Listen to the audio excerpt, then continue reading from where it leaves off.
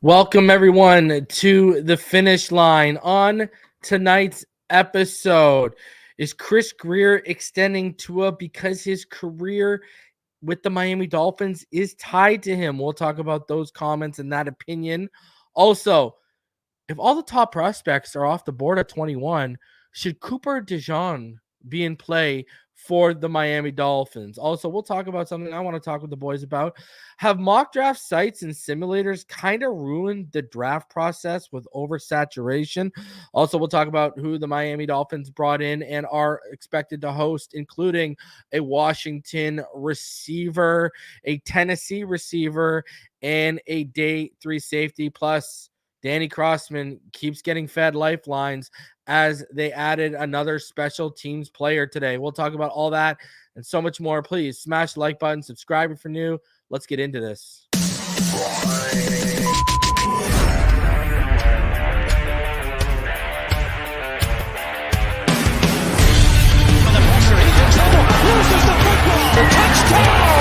Got it! You have got to be kidding me. Jalen has a Dolphin touchdown. And he will score! Field down the near side, man open, touchdown!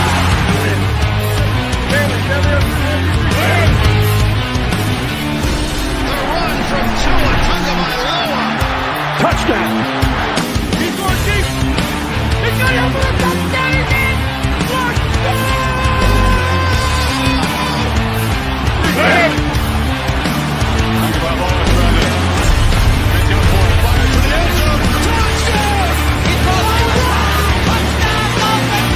Beautiful day to be a Dolphins fan.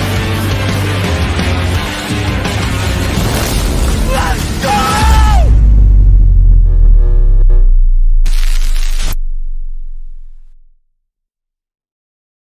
All right, huddle up, huddle up. We're gonna crank these engines up on one. All right? Wait, 80. Wait, 80, set. Drivers, start your engines.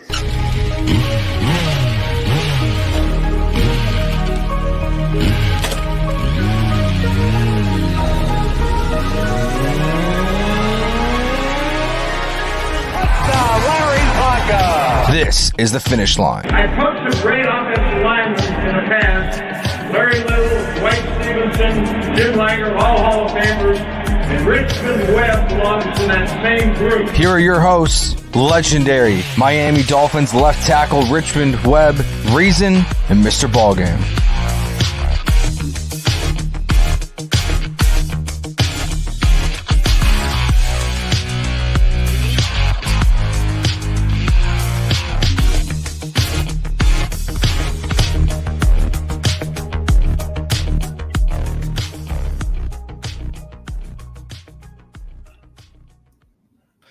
Ballgame disappeared like a shadow in the night.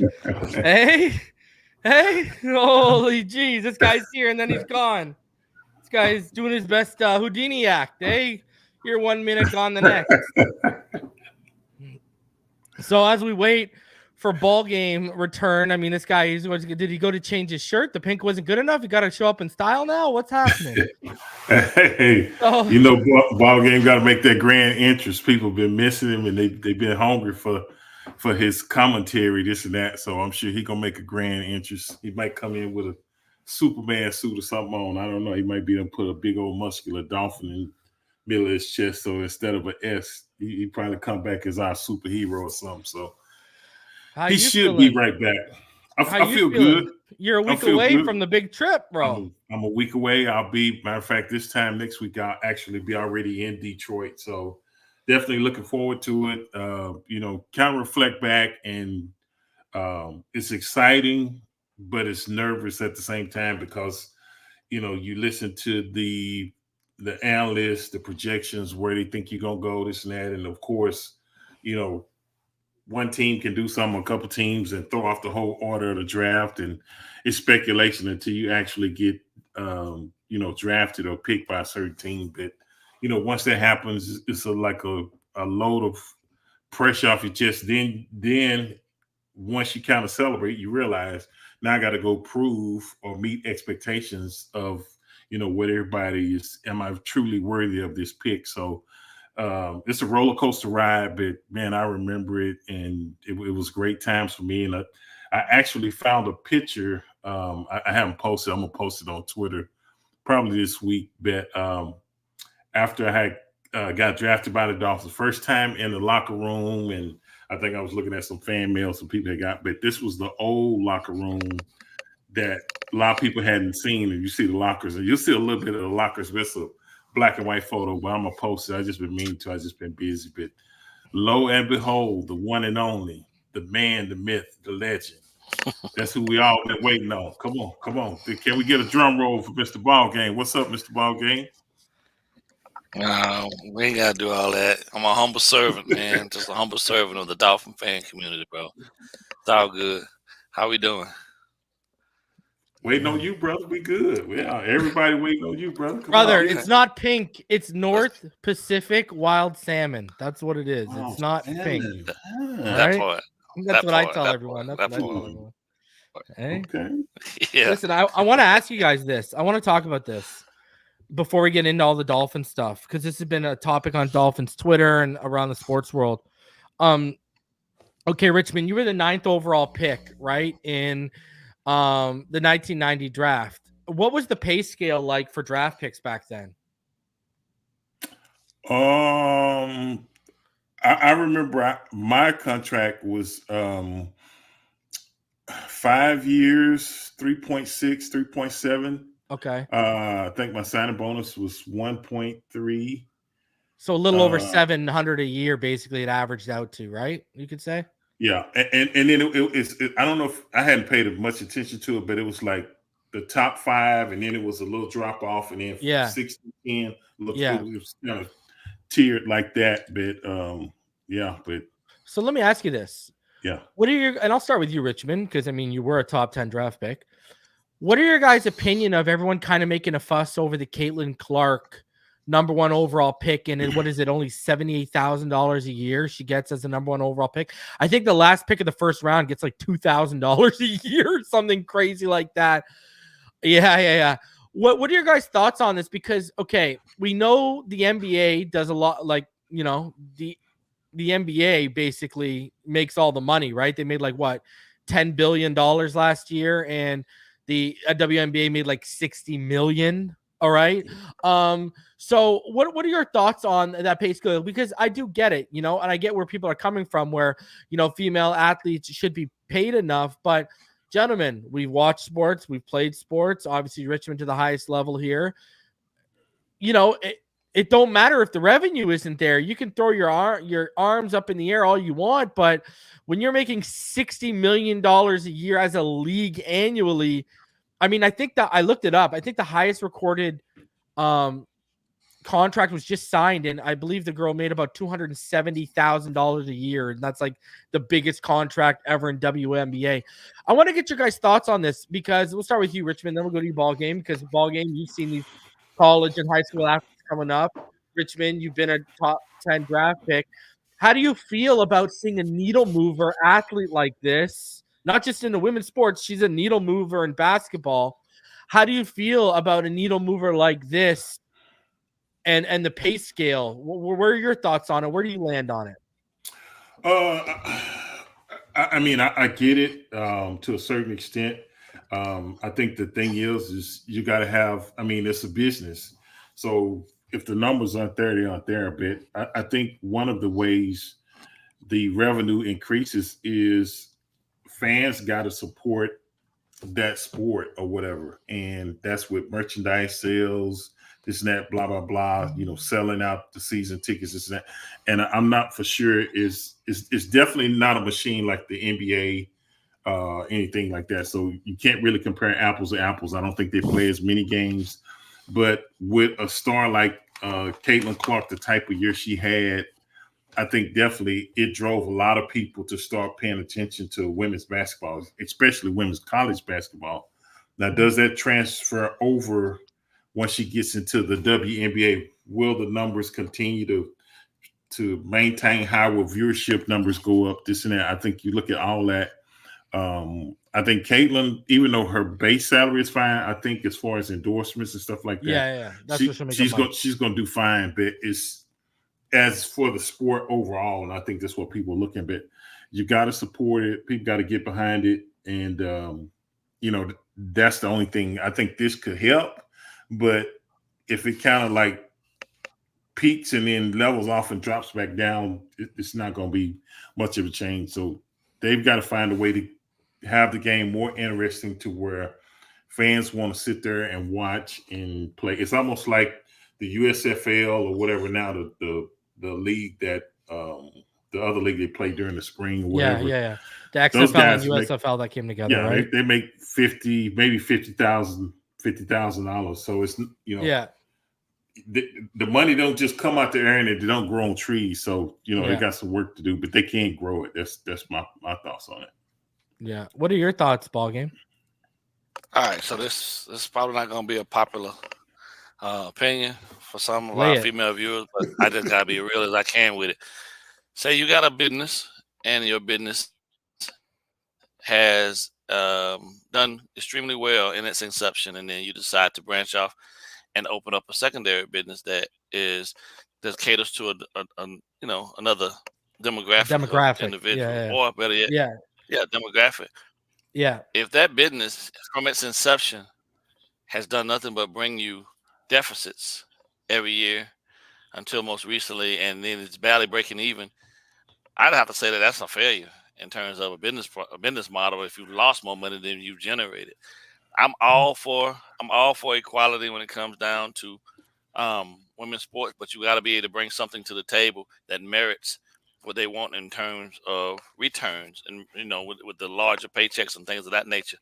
When you struggle to fill these arenas and they struggle to get the viewership up to even generate any type of buzz, that in itself tells you that not that I wouldn't say women's WNBA is a waste, but it's just not something that's going to move the needle enough in America to get enough viewership for it to even be something that they can actually come to the table and argue about. Because if you do raise the wages based on the involvement, problem becomes then at that point you're paying through the nose for a product that you're not getting any of your return back on.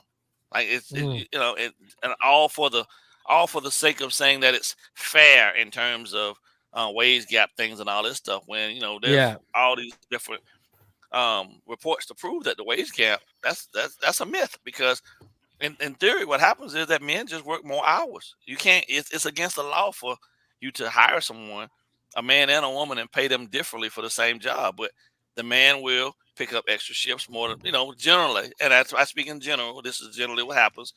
Men work longer hours. A woman's work week is generally anywhere between 35 to 36 hours a week. Most men, a regular job will put in anywhere between 55 to 60. Yeah. You feel me? So, of course, he's going to make more money, and it's going to look like he's getting paid more, but they're doing the same job for the same wage per hour. And I think when you look at it as it balloons out, Caitlin Clark is an amazing addition for the NBA to, spark their new generation of athletes and things of that nature. But I just don't see her moving the needle enough for it to raise viewership and generate enough revenue to see or be able to give them back what they want in regards to these salaries to match what the NBA players are getting. Like it's just not gonna happen, bro. I'm sorry. Well, you know what it kind of reminds me of? You remember when everyone in the U.S. was up over arms about the U.S. women's soccer national team and the pay scale compared to the men's pay scale, right? But what generates more money, the men's World Cup or the female World Cup? Perfect example. The best of the best, some of the best, right? Men and female play where? In the Premier League, right? In the English Premier League for men and the English Premier League. Like, I'm a Chelsea fan. Chelsea has a men's team and they have a female team because they have the female Premier League too, right? Where do you think where do you think all the fans are getting drunk, belligerent, and packing?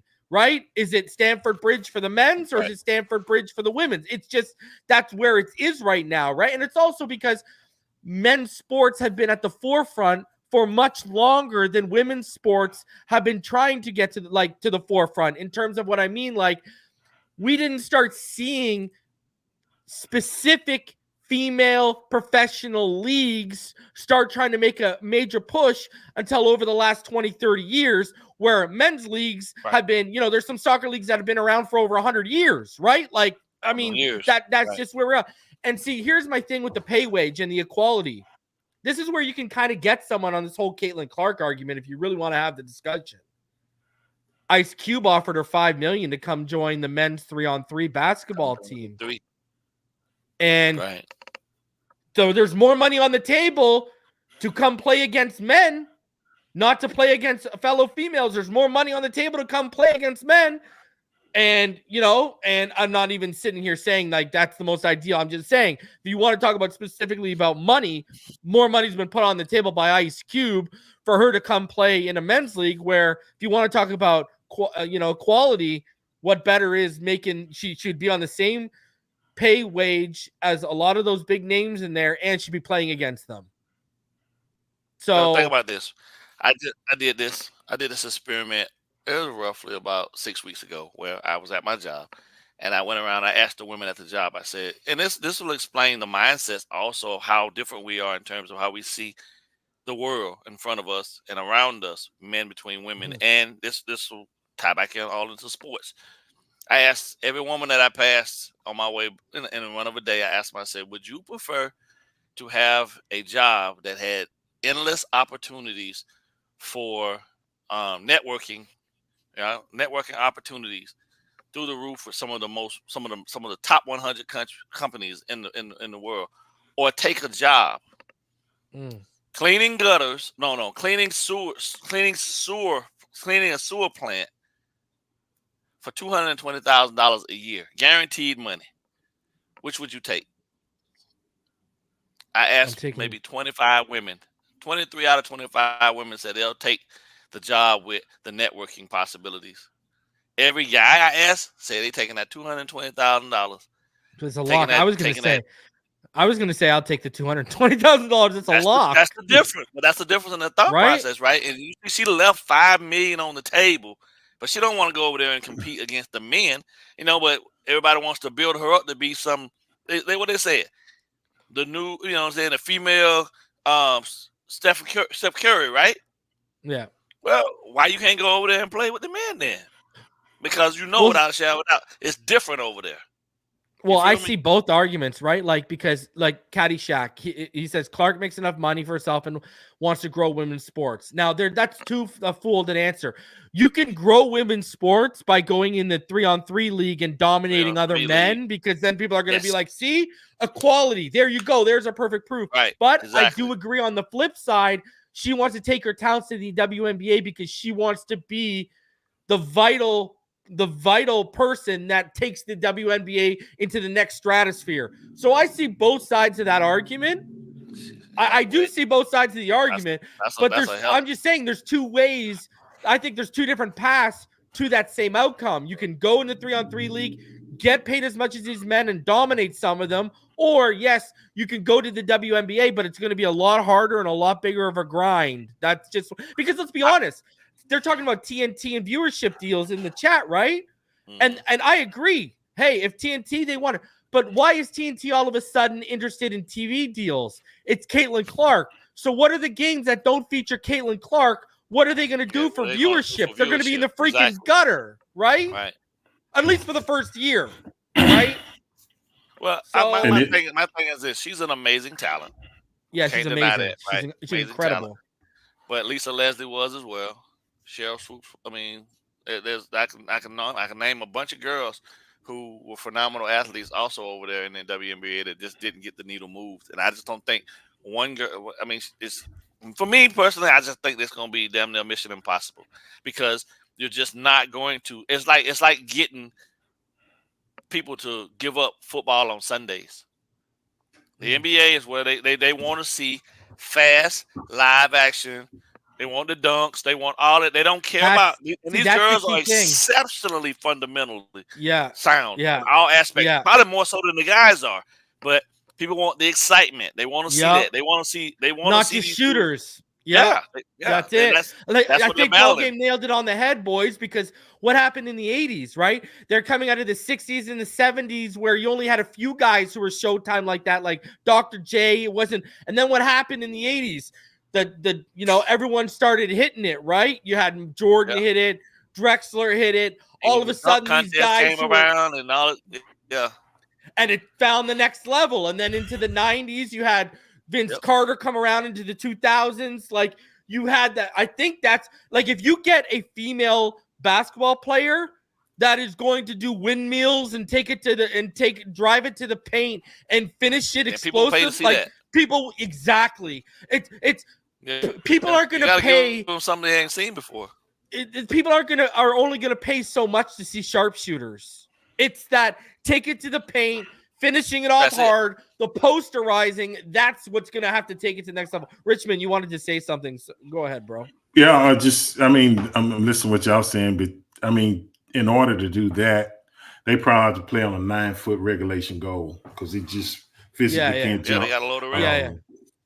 Yeah, got to load the rim. And then the other thing is all the points valid on Caitlin Clark, but then, it's a difference between playing at Iowa and then coming to the WNBA, and it's going to be some veterans that want to check her and say, hey, let me see if you're going to be able to do the exact same thing you was doing at Iowa. And I don't think it's going to be as easy. I think her game will continue to progress over years, but for her to just come in and dominate the WNBA like she did Iowa, I don't think it's going to be as easy. I think it's some veterans waiting on her to show her to say, "Hey, welcome to the league, young buck." It ain't. She is not shy like that now. What that boy name that played for Oklahoma? Oklahoma soon. Yeah, his name's Shy. Oh yeah, I know who you're talking about. Yeah. Mm-hmm. Yeah. Difference maker. You feel me? Yeah. If she ain't going in there doing it like that and putting 30+ up a night like he does, then ain't nobody gonna tune in for that, because what you did in college is amazing, but you gotta prove that now at the pro level. And there's a bunch of exceptional women playing at the pro level on all of those teams, and they're gonna give her the business. I hope she can, but we'll see.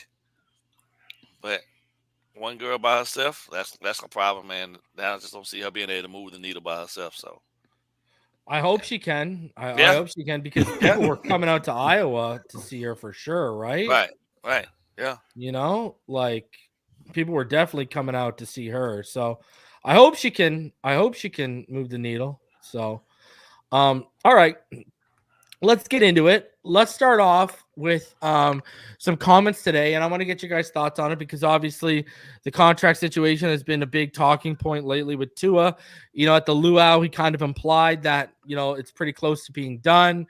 There's been a lot of implications out there now that it's not a matter of if, it's a matter of when. So let's play this clip from Chris Sims. Guys, give me a thumbs up if you can hear it. I'm trying a new way. So let's play this clip, and I want to get your guys' thoughts on it. Hey, Chris Grier, right? He's tied to Tua.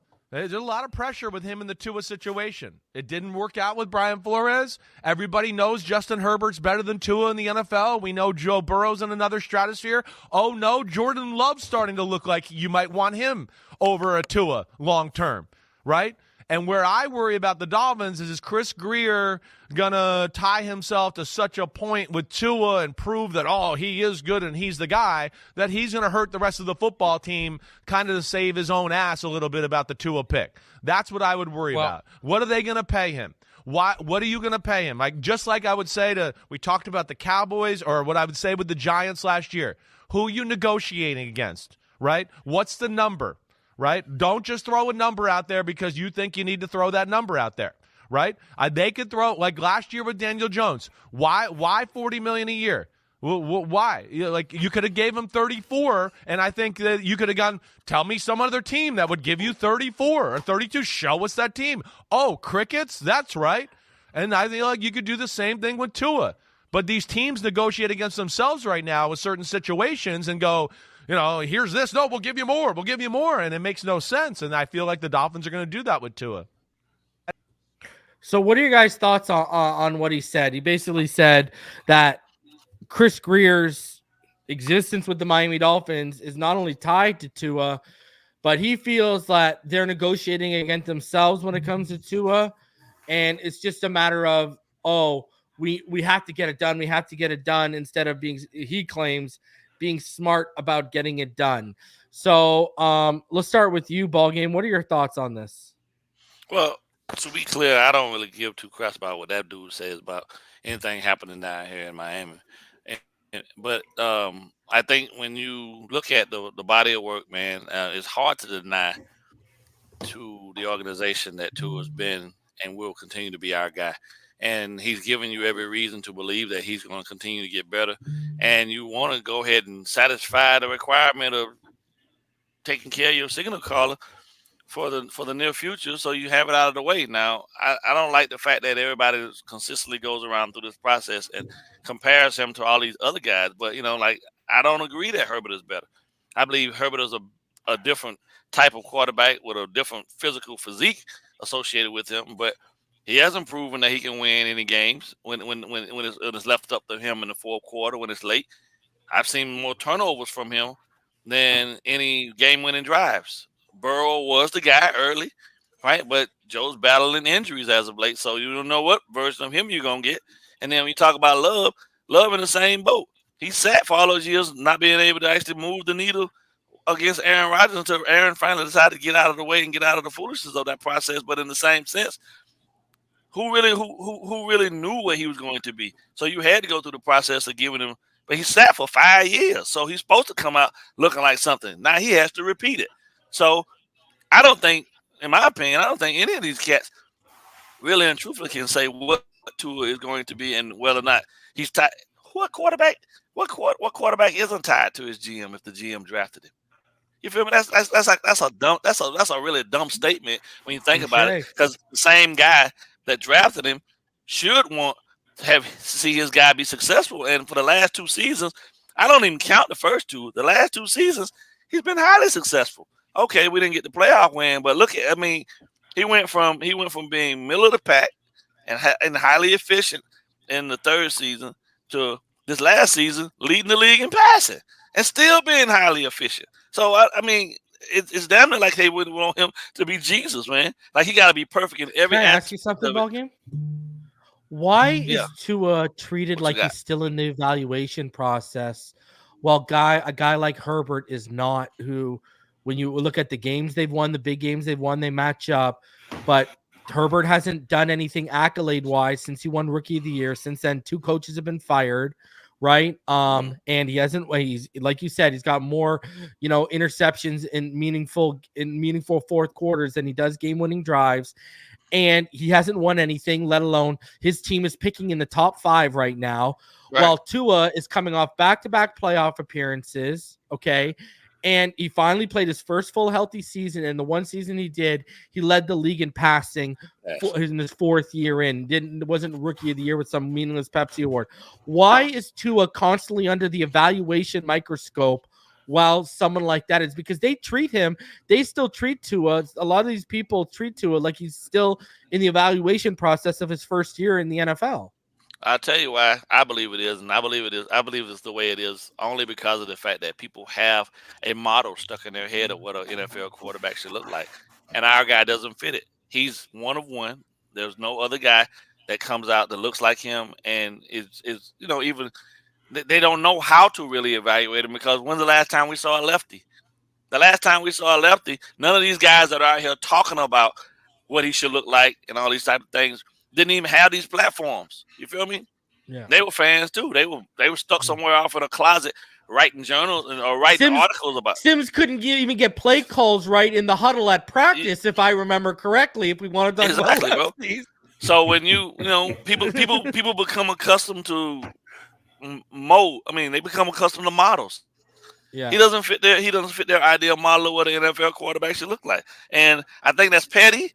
But that's just the way people do. There's generalizations, and they all hold in their mind. If you had to ask them what they thought the ideal quarterback for the NFL would look like, they'd all say somebody 6'4" and taller, big, huge arm. You know what I'm saying? They'd want him to be a cerebral processor, but you don't get to have all of those things coupled into one, because what quarterback do we know today's ever had all those? Hell, Pat's not even 6'5". You feel me? But he's cerebral, and he's got a decent arm, and he has, you know what I'm saying, some level of mobility. He's not really better when you think about it in terms of athletic talent. I mean, Patrick Mahomes may be, to my opinion, I mean, and I sit around, I talk to my son, Pat may very well be the most unathletic black dude I've ever seen in my life. You feel me? At quarterback. But he has just enough to get the job done. You feel me? He's not on the same spectrum with Lamar. Lamar is a supremely athletic guy. But Lamar still struggles with the processing. You know what I'm saying? Lamar still struggles with throwing some of those technical balls that you're supposed to be able to hit, and passes that you're supposed to be able to hit at this NFL level. But for me, I think it's just they just hate on the fact that he doesn't fit the mold. And they don't, and they've said over and over again prior to him getting into the league, even when he was at Alabama, I don't think he's big enough. And when people put that type of stuff out there, they have to stand on it, whether they're wrong or not, which I believe is just completely just horse BS, bro. Because you got to be man enough to at least say I was wrong, right? And no one has come back. The kid finished the entire season. He was healthy, led the league in passing, and they still nitpick and try to find reasons for him not to be in the NFL when he's proven. I don't know what else you got to do other than win it all. But you led the league, right? It's a passing league now, and he led the league in passing. But you want to dumb it down and say it was about his weapons. Yeah. Come on, man. Who putting the ball in their hands, bro? Like, there may be at best, I'd say 8 quarterbacks that can make any of those. We've seen the metrics. And on a consistent basis over and over again, that number from 8 went down to maybe 4 or 5 that can consistently make the same type of throws he does. Just because he does it different doesn't mean it's wrong.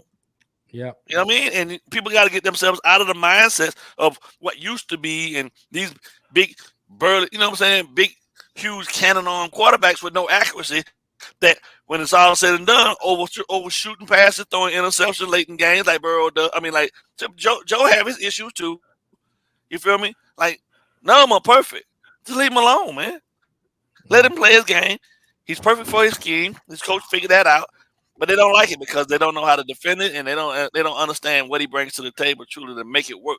They're still trying to catch up. That's the problem with a lot of people. They really don't. They say they know ball, but they don't know ball because they're not used to seeing it come out, the ball coming out the way it comes out of Tua's arm from that left side. You know what I'm saying? Yeah.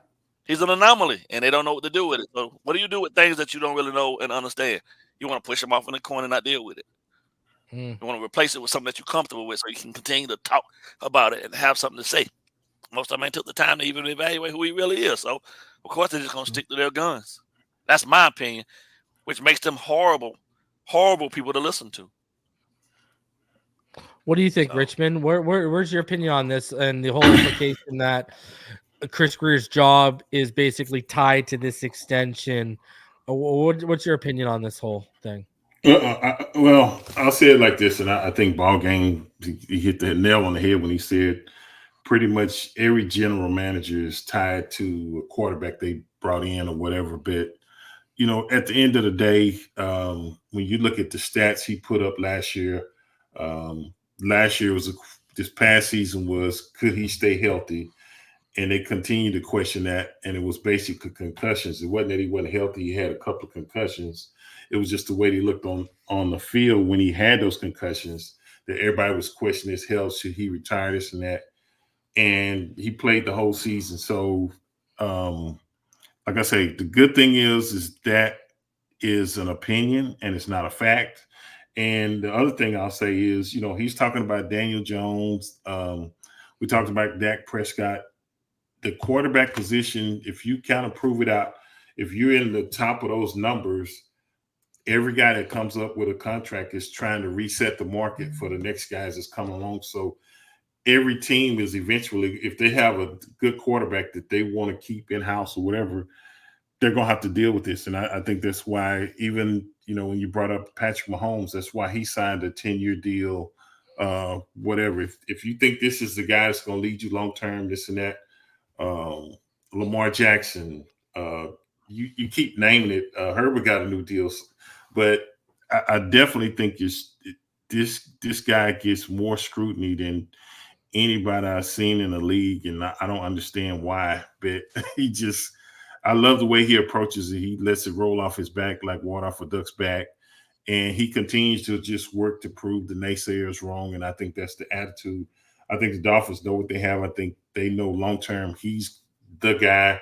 He fits. McDaniel and him kind of have a chemistry where they just click, and they're going to continue to build on that, and I think Chris Grier is doing the right thing. The main thing you want to do is try to get it where the numbers are not just too outrageous, but the good thing to have Tua come out and say recently that they're really close and they're about to get it done. That's good news. And if you do it this year, you get to average it out over the last year, which helps with the cap and everything. So I think Chris Grier, the Dolphins, are approaching this situations in the right way. I think we have our guy. We just got to continue to build on what he's shown so far. And if you lead the league in passing, you had to do something right. Nobody else led it. So, yeah, I don't pay attention to what those guys say. They've got to continue to try to put clickbait out there to maintain viewers to watch their show, whether they piss off some or some agree. Some people watch just because of that, and I think they understand that. So he's trying to keep his viewerships up because that's how he stays on television. There's only so many people in the There's only so many. Because not only did I have so many coaches like that, but I'd be the same damn way. I'd be like, God damn, let's go. Oh my God. I'd be worse. I've been get him out of here. Get him out of here. Could spit it out. Can I have a water boy? Hey, water boy. Yeah, I don't know what you get him out of here, man. He couldn't spit out the play, or Herbert's appendix. Easy. All right. Now continuing on here, let's. I got a couple. Let's get into some draft stuff here. Let's start off with this. I want to get you guys' thoughts and opinion on this. Have mock draft sites and simulators kind of ruined the draft process and experience? And I say that coming from this point. You got people that'll say they'll put out 3,000 mock drafts from, February to April. A guy gets drafted and they'll be like, oh, see. I was on him when they didn't watch a lick of film. They just did a whole bunch of mock simulators. You got other people who get locked in on players being on certain days and certain rounds and able to draft at certain positions because that's what their mock draft simulators tells them. You got people getting locked in on certain players because they read the scouting report on the mock draft simulator and they fall in love with them. Has this kind of, I know Mel Kiper, when he took the draft mainstream years and years ago, it was to get it more into the public eye, get public interest higher and higher. But have we gotten to the point where now casual fans who want to play their favorite football team's GM through a mock draft simulator is kind of souring it? Because I see a lot of people who are, for example, new to Dolphins Twitter over the last year, and even they're saying, I can't wait for the draft to be done so I don't have to log on and see these mock drafts anymore. What are your guys' thoughts on that? Has it oversaturated the whole draft process? We'll start with you, Ballgame. What do you think of that?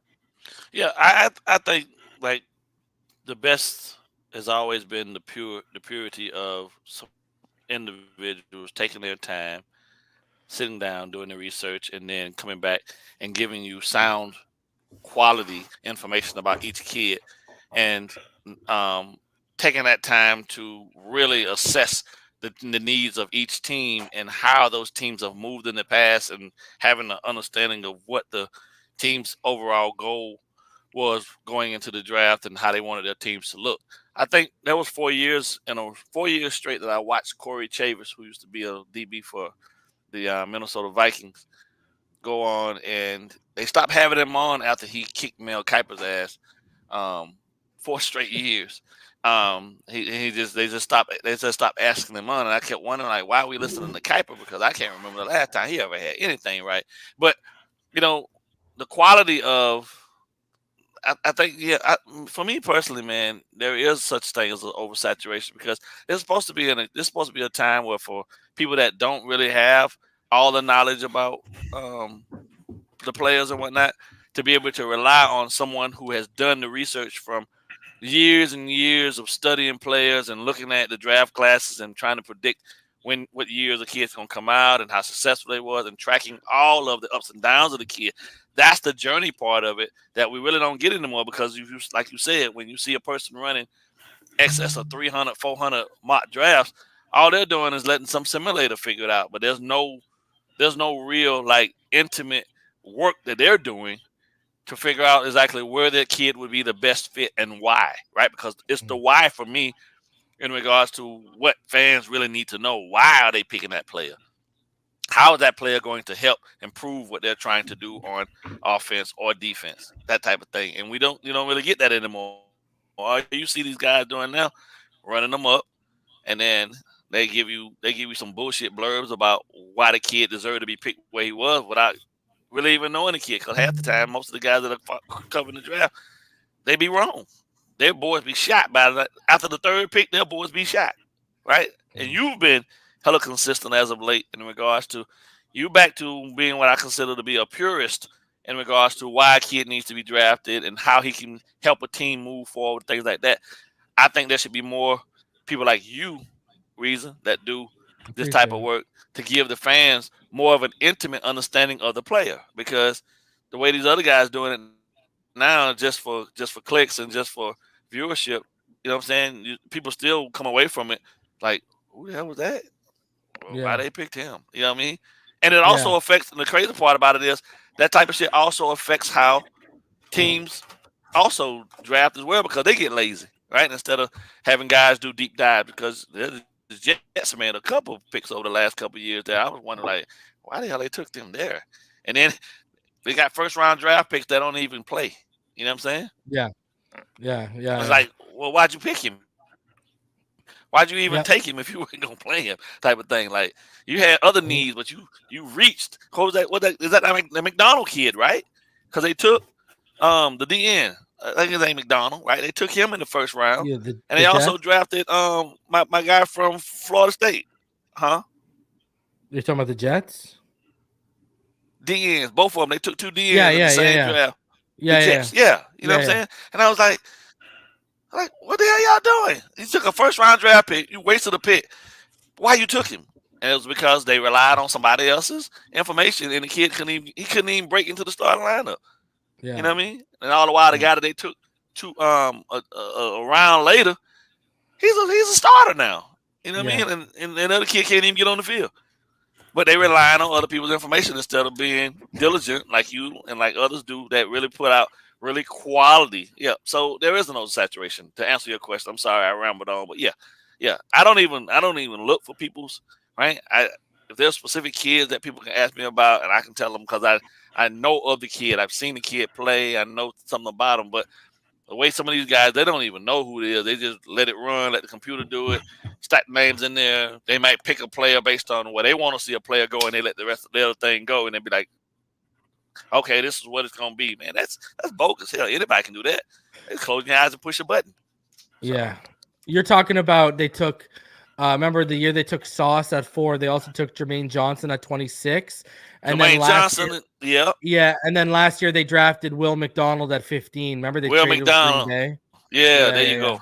Yeah. Richmond, what are your thoughts on it? Because you're not you're not a overly in-depth draft guy. You like the draft, you follow it a little bit, but you're not like a massive, like, okay, I got to know every prospect, every player. You log on to X, you see the thousands of mock drafts. What do you thought? I mean, you've been involved in the draft process back in 1990 when you didn't even show up. You got a phone call at home, and if you were home, you answered. If you weren't, you checked the messages. What are your thoughts with the evolution, and has it kind of become a little oversaturated in your mind? Yeah, I think sports overall in general, social media, you name it, but it's the only reason it's that way is because people continue to crave more and more information. And you don't have to be right. You just have to sound like you're right or you're believable in what you're saying. And then now with like you said, with the simulators and all that, I love AI technology, but at the same time, I think we got to be really careful with that, not just in sports, but overall, because I keep reading stories about if we're not careful, the computers are going to continue to eliminate people, and we're going to throw everything off. So I do like AI to a certain extent, but to a certain extent, like people do the homework, this and that. But for me, I don't look at a lot of mock drafts. I like the excitement of having that guy come up and I see him, and every now and then you'll send me a player. If it's a player, I like looking at the tape and looking at the guy and say, okay, he's a player. If he's a player, it doesn't matter what position he plays. If he passes the eye test on the film and you see him playing, like, oh no, he's a dog, this and that. But now, like you say, some teams they'll look at a guy tests really well at the combine and they'll draft him, and he possibly could be raw instead of trusting what they see him play for the last 2 years at a certain position. You see, he might not be the fastest guy, but he makes plays continually over and over again. Sometimes that's what you go with, but sometimes we outsmart ourselves. But me, I just love like watching the draft, and then when I watch it, seeing the different players, the schools they come from, the interaction with the family, and then you get to see the highlights, and you be like, okay, I see it. He looked like he can play. And then, like Ballgame said, and sometimes they'll pull a player, and you be like, yeah, but it possibly could have waited on that guy, this and that. And sometimes they pull the trigger too fast. But yeah, as long as people continue to say, I want more, I want more, I want more, they're going to just keep feeding information. But the thing I always say, and I think Ballgame's right, find somebody that you can trust that's going to give you legitimate stuff, and you've done your work. I know since I've been on the show, me and Ballgame, you're definitely one in control. I don't know about nobody else, but I can vouch for you. And, you'll go back and say, because we've even went on, and then you'll go back and say, you remember I said this last year, this and that, and be like, yeah, you did. And if you need them to pull up the tape, Reason do keep receipts. So if y'all call him out, just be careful. But yeah, just something like that. But if that's what some people really need that and stuff, but just find you somebody that's going to give you quality content, that's going to give you factual stuff. So at least when you go out there, you know what you're talking about, instead of just listening to somebody and then they'd be like, man, where you get that take at? And like, I was listening to so-and-so, and they'd be like, this dude don't know football. You'll embarrass yourself. But yeah, it's, as long as people continue to want the information, it's going to get worse. But yeah, that's how I view it. But it's cool. It's whatever floats your boat, I can roll with it. Let's stick with the draft a little bit, and let's get into some specifics here. Cooper Dejean, it's something I mentioned. I mentioned him on my safety big board. I have him as my number one safety. I think he's also my number one corner, but I think he's going to be a safety convert just because he's a little stiff in the lower half when he's in transition. And his instincts are just so through the roof. I think a Minka level safety. Like, that's how good I think this kid is. So let's talk about him. Okay, let me paint a picture for you. The 4 top tackles are off the board. The 4 top receivers are off the board. The 2 top edge rushers, Latu, Dallas Turner, and let's say Jared Verse, off the board, the top 3. Johnny Newton and Byron Murphy, the 2 top defensive tackles, are off the board. So you got the top defensive tackles, the top tackles, and one of those top tackles is a guard convert. And then, so basically I'm lining up where the top guys at the premium position are gone. Right now, gentlemen, Javon Holland is represented by Athletes First, who represented Christian Wilkins. All right? We saw how that negotiation went. The word is Javon Holland wants to reset the safety market. Okay? So keep that in mind. Jordan Poyer is a short-term answer. And the only other safety on the roster right now is Elijah Campbell. That's not exactly a proven commodity. When you got a guy like Cooper Dejean who could play single high, he could play the box, he could play nickel, right? You could play nickel and dime packages. He could be a linebacker, or he could play off the slot in those. Okay? He can also offer you stuff on the boundary. All right? He's the ultimate star role player in any defense. What Ramsey's renowned for, he's the ultimate star role player coming out. At 21, would you guys be opposed with taking a player like Cooper Dejean? Because remember, safety is a need I don't think enough people have been talking about through the draft process. Where would you guys? He's the only safety I would take in the first round. And we'll start with Richmond, and then we'll let Ballgame have his go at the secondary. Where would you be at with taking a safety convert, a guy who could play all those levels in the secondary, knowing how much Anthony Weaver loves his players to be hybrid, right? He wants guys doing multiple things. Where would you be at taking a player like that who potentially has Minkah Fitzpatrick type of ceiling at that position? Before when you sent me the stuff we was going to discuss, and before you broke it down like this, I was thinking we could take him, but we possibly could move back. But when you bring up the Javon Holland deal and what we went through with Christian Wilkins, and he's represented by the same people, now I have to look at it from a whole different point of view. There's nothing wrong with Christian Wilkins did, but if Javon Holland is looking to do the same thing, that's possibly a guy that won't be here after this year. So, like you said, we got one safety. It makes sense to possibly, really take a hard look at this guy and say, hey, you got to be able to fill needs, because I think that's something that as a GM and all that, you try to keep your core group of guys together, but it's just like everybody has not a history, but I'm gonna say a pattern. So if you've already dealt with like Christian Wilkins agent, and these are the same people, you already know they're hard negotiators, and they're trying to reset the market. So they're Tua's agency. Hey, Athletes First represents Tua Tagovailoa as well. So you got to know, look, man, we can't. We would love to keep him, but it's a high possibility we might have to make the same decision we did with Christian Wilkins with Javon Holland, based on just the way they negotiate stuff. So when you bring in those factors, which I didn't look at, I was just looking at the draft, this and that. But when you bring in that, and then you say Minkah Fitzpatrick, which I love the way he plays the safety position. He's one of the top young safeties in the game right now. Yeah, I wouldn't have a problem at all. I think it's smart. I think it gives you some insurance that any of this doesn't happen. And sometimes when you bring a guy in like that, if Javon really wants to stay here, he might look at it and say, well, hey, they don't really miss me with the way this guy is playing. You know what I'm saying? So it could cause you to reevaluate and say, well, no, I really do like playing in Miami. I ain't saying you got to take the bottom of the barrel, but, maybe you'll trim a little bit off the fat and say, no, I'm happy. I know the system. I want to stay here, blah, blah, blah. It might make you reconsider some things, because it lets you know that the Dolphins have options in the event that you choose to try to play hardball. So, I wouldn't have an issue at all. I'm kind of ranting, but let me turn it over to Ballgame. But yeah, that's my take on that. What do you think, Ballgame?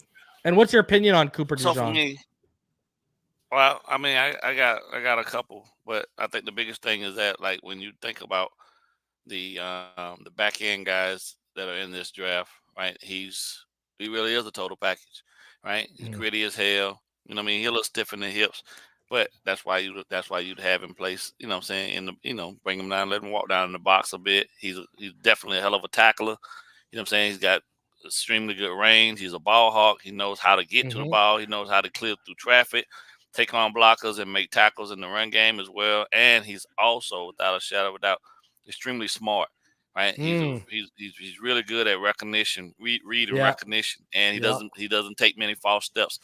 And I think that this whole thing with Tua and Athletes First being his guys, once they lock Tua in, I think that would make things a little bit easier in regards to possibly getting Holland to stay as well. And then the great part about it would be that if you can add a guy like Dejean, then you have your safeties locked up for the long term, because then you got 4 years for this guy to develop before you can teach him whatever tricks of the trade he needs to know for the NFL. And then after year 2, you got Holland and him back there manning those 2 spots in the back. And then you got a lot of flexibility, because then at that point, you can take your best guy, who is Ramsey by far, and you can move him wherever you need to move him for matchup purposes and not have to worry about there being a weakness in your too high shell, or even in your You know what I'm saying? You're one high and let guys man up. You know, you got a guy back there that you can trust, guy that can has exceptional range to get to any spot of the field and separate the wide receiver from the ball. That's what this kid does extremely well as well. Like, he is committed to causing havoc. He wants to be involved in every play if he can, and has no problem about coming downhill, letting people know he's there. And then if you mess up, he's going to make you pay for it. I like him personally. I just know that secondary players a lot of times for the fan base are not that sexy unless they guys that just jump completely out. This kid jumps off, but he's a safety, and he's not a corner, but he can play corner too. They were able to move him around all over the field, which tells you the versatility of him. He can line up against, you know what I'm saying, he can line up against tight ends. He can take running backs out the backfield. He can line up against your slots. He can line up outside the boundary. That's what you need. And I think when you really, really assess how we went into free agency and grabbed linebackers and brought all these D linemen in, you know what I'm saying, and they went back and re-signed some of the O-line guys, and they brought Wynn back and these things.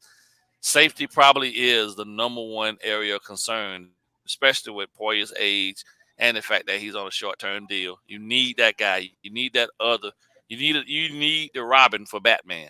You know what I'm saying? And it just never hurts to have. It just never hurts to have quality secondary players, especially now when you are, without a shadow of a doubt, knee-deep in the passing era. Everybody's looking to throw the ball 35, 40 times a game, and you need guys that know alignment and assignment and don't have a problem coming down and matching up and knowing how to get into the body frame of wide receivers, reroute, and make plays on the ball. Kid's a ball hawk. Let him, you know what I'm saying? And they all gonna learn and continue to learn from Ramsey because he's got safety experience from FSU. He even played that with the Rams, even in the league, and he's still, you never forget it. So he's got things to offer all of them. So yeah, why not go get the number one secondary prospect?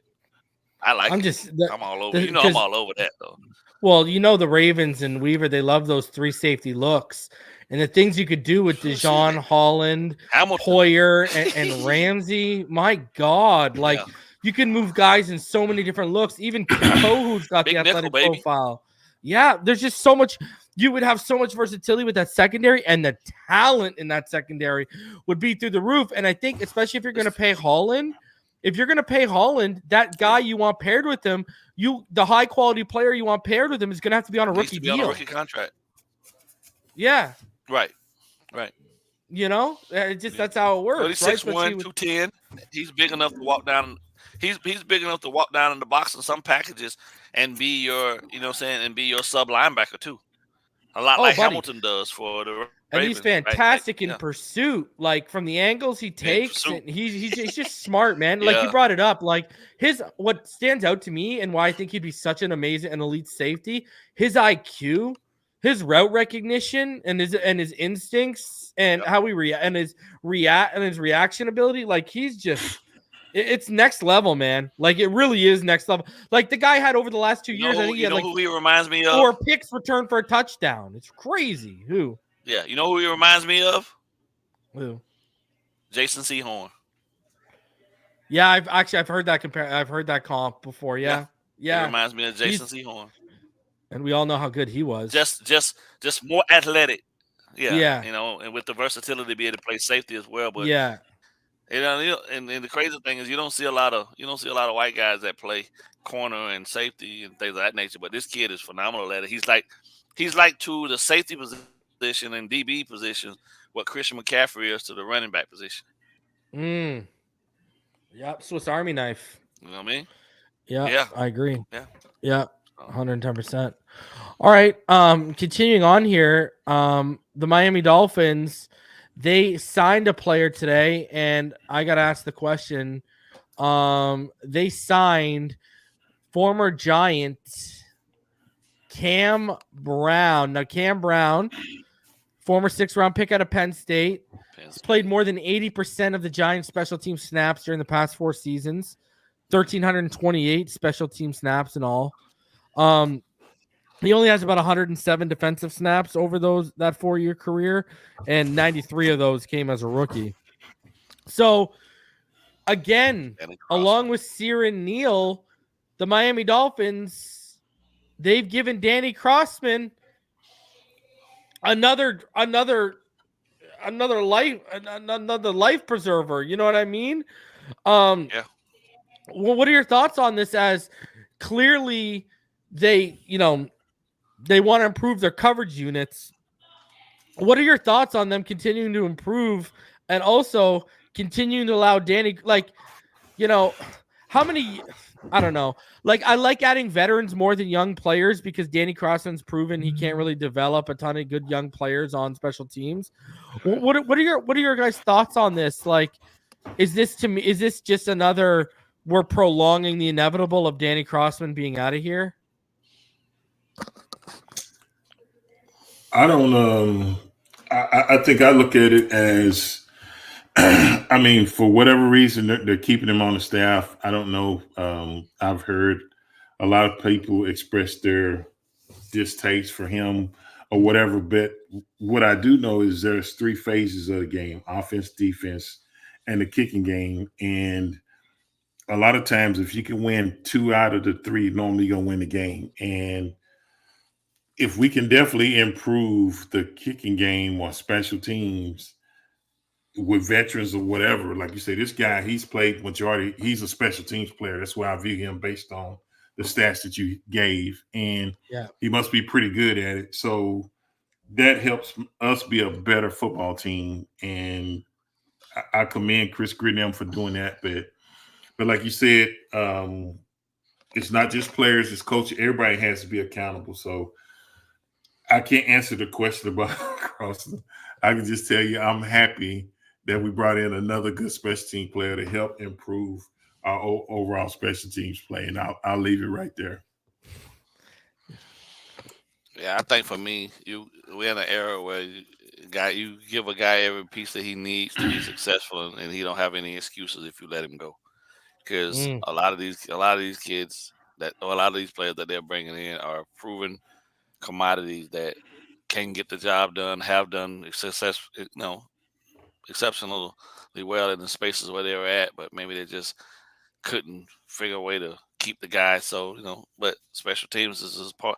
For me, being a defensive guy, I think special teams is a little more important than offense, to be honest with you. But because your defense got to be able to get people off the field and give your offensive opportunities to have the ball more. But special teams game, if you can pin people and keep people on their side of the ball and continue to keep them kicking, and then get good, get coverage, and then get good field positioning for your offense, you don't really have to do much because you can win a game with field goals. So for me, I think defense and special teams rank a little bit higher out of offense. Offense field seats, defense still wins championships, in my opinion. So giving this guy all of the pieces that he needs so he doesn't have any excuses. He's got to show and prove that he can get it done, or I do believe, like you said, that they're going to get rid of him. And it is what it is, right? We move on and find somebody a little more innovative, somebody that can develop all of the players that are associated with the special teams group, because ours was abysmal. I mean, it cost us the Kansas City game, too, if you think about it, because they returned a crucial kickoff. Was it kickoff? Yeah, kickoff in that game. Yeah. I think it was, right? Yeah. And Buffalo had a big return against us, too, didn't Buffalo they? had a big return against us. Yep. I just don't get it, man. I don't understand that. Lineman on assignment, same as. You weren't even a guy Mike McDaniel brought over. He know where the bodies are buried, bro. He has to. He know where the bodies are buried. He has to. He got some dirt on somebody. So finally here, the Dolphins, 3 visits were announced today. Tennessee wide receiver RaMel Keyton was in Miami today for a visit with the Dolphins. Down here to the left, Sanoussi Kane, the safety out of Purdue. And then the big one to me here in the right corner here, Mike Garofalo reported that Washington Jalen McMillan, wide receiver, visited the Bengals today, and he's had a slate of visits that included the Chiefs, the Cardinals, the Jags, the Panthers, and Dolphins. Now, what's interesting to me here is a few things. First of all, I view Kane, the safety out of Purdue, as well as RaMel Keyton, the wide receiver out of Tennessee. I think those are either like round 7 or 6 or UDFAs, right? Like I don't think they're moving the needle right now. But What's interesting to me is Jalen McMillan. Now, he just missed my top 15. He finished at 16 for me on my big board ranking, but I still have a 4th round grade on him. That's how deep this freaking class is, that I got, 16 receivers going in the first 4 rounds. But when you look at Jalen McMillan, man, he's a yak guy, ran a 4.47. All right. And when you look at Jalen McMillan, he's got a lot of things to like about him. Explosive first step, tracks the ball very well, has a pretty nice and wide catch radius. He's got good twitch and body control with, from all the way how he stems his routes with stab steps, head fakes, etc., all the way to how he can contort it and control his body at the catch point. And on top of all of it, he's actually a very willing and very decent blocker. Listen, Washington's got 3 great guys. They've got Rome Odunze, Jalen Polk, and they've got Jalen McMillan. Now, Jalen McMillan didn't finish the season last year because he got hurt. But I wanted to ask you guys, I say all that to say this, okay? We see another safety being brought in, right? We see 2 receivers being brought in, one obviously higher than the other one. We've talked about safety a little bit. Do you think this team at 21 or 55 is focused with them saying nothing's imminent with Odell right now, but we know they've searched the waters with him and Tyler Boyd? Do you think they are locked in at getting a weapon with one of those first 2 picks? Ballgame, start with you. Yep, I do. I think. Yeah, I do, because I know that, you read the reports, Mike is over the top giddy about having a 1st round pick and having a 2nd round pick for the first time. This is the first time since he's been here, he's going to actually be able to pick a player in the 1st round. So it either happen in the 1st or 2nd, but he'll get a toy that to his liking. I think Grier's going to look to try to do everything he can to make him happy. And if you think about it in terms of the moves that they've made, right? When you brought in, Butch Barry as the O-line coach, and the way this O-line performed, I don't necessarily know if offensive line is going to be what they'll target. I think they're going to look for a weapon to go ahead and expand and add to the firepower that's already potent, in regards to what Tua has at his disposal in terms of weapons. Jonnu Smith is going to add something there, but we still need that 3rd receiver. And I think with the question mark surrounding Eric Ezukama, you gotta, then at your point, ask yourself, is it Barrios? I don't think so. I think Barrios is going to be your primary special teams return guy. So then in that instance, you need another guy dedicated to being the part of the trio, right? The wide receiver trio that you can trust. And then why not get a young guy who can learn from Waddle and from Hill, and a guy that has a different skill set that to be able to be your possession guy, but also be a yak guy, those type of things. Whoever it is, the guy's got to be able to catch the ball in traffic really well, and be put out on the island and catch, quick passes out there, and then make a guy miss and then get loose and get gone. So I don't necessarily see them needing to add another small receiver. They need a mid-sized to a large receiver that can command some one-on-ones or some safety help to free up, and then, give the defense the issues of, damn, who we going to double type of thing. And if you leave him one-on-one with the corner backside with no safety help, the guy can win against that. So whoever they take is going to have superior route running. He's going to have really good route running and be able to release, get off the line of scrimmage and high point, catch the ball, and have a really good high IQ. And then, like you said, this is a deep class, so a lot of the guys can do that. I have my own man crush, but in the same sense, I think when you look at how explosive Washington's offense was, this kid contributed, and had he not gotten hurt, he probably would have contributed more. But they were damn near unstoppable when he was healthy. I mean, they were putting up ridiculous numbers on teams, and Penix was hitting them all, bro, like spreading the ball all over the place to these guys, and they were getting loose. So, I don't see it being a far-fetched idea, notion that they're gonna take a wide receiver. They could take a wide receiver. Skill. I think the first 2 picks are gonna be skill positions, because you're gonna go with shoring up the defensive line with the sheer number of guys you brought in, T.R. and all those guys. I think they're gonna do admirable jobs, and Weaver can got some pieces he can work with over there, and bringing in Brooks and things of that nature fills a lot of holes that we had, especially in the middle linebacker spot. So, yeah, I think skill positions, secondary and wide receiver, because that's what we are. We're in a passing era now, and we did an admirable job against the run anyway. So, man, I'm sorry if Brock Bowers is falling. Move the hell up. Yeah, move the hell up. I'm with you on that.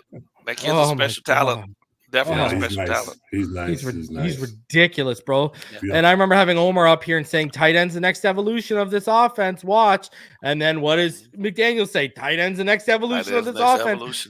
And Brock Bowers, especially, see, that's the thing. He's not a great blocker, but he's willing and he's able.